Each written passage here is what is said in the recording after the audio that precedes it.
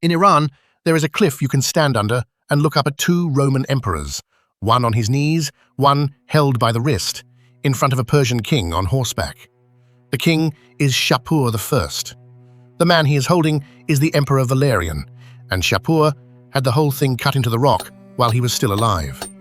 In 260, he had taken Valerian at Edessa, the first Roman emperor, a foreign enemy, ever captured alive.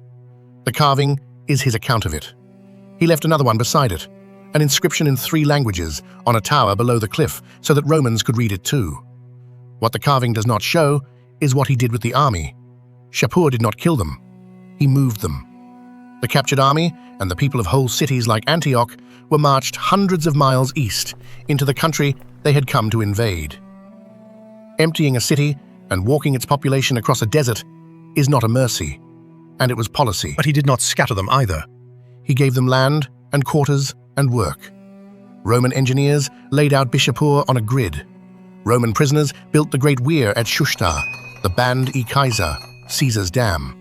500 meters of Roman engineering thrown across a Persian river. It still stands. It is a UNESCO World Heritage Site.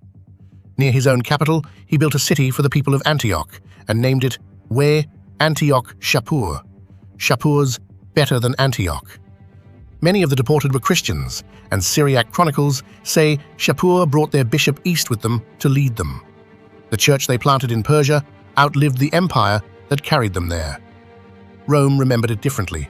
50 years later, a Christian writer named Lactantius, writing about an emperor who had spent his own reign persecuting Christians, said that Shapur used Valerian as a footstool to climb onto his horse and had him flayed when he died. His skin dyed red and hung in a temple. No Persian source says anything of the kind, and no carving Shapur made shows a broken man. How Valerian actually died, nobody records. And Rome did nothing. Valerian's son Gallienus was emperor now. He never marched east, he never paid.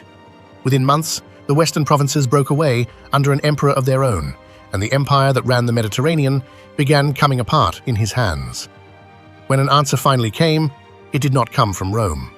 It came from Odenathus, king of Palmyra, a caravan city in the Syrian desert.